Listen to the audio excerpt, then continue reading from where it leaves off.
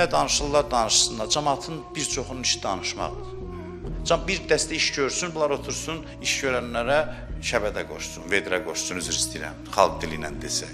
Olmayan sözləri bağlasın, böhtan atsın, şər atsın. Adam da bəzən sarsıla bilir də ki, bu qədər insafsızlıq olmaz. Görürsən ki, böyük adamlar var ki, görürsən biraz sarsılır.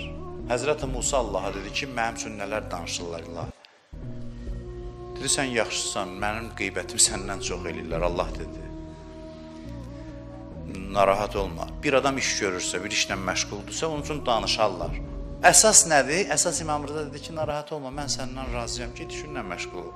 Təəssüf edirəm ki, elə bir zamana gəlmişik ki, adamlar nə istəyirlər, kim haqqında, necə istəyirlər danışırlar və heç fərqinə varmırlar ki, axirətlərini bərbad edirlər bunun vasitəsilə. Hansı faciələri öz başlarına gətirirlər, bu işlərdən anlamırlar.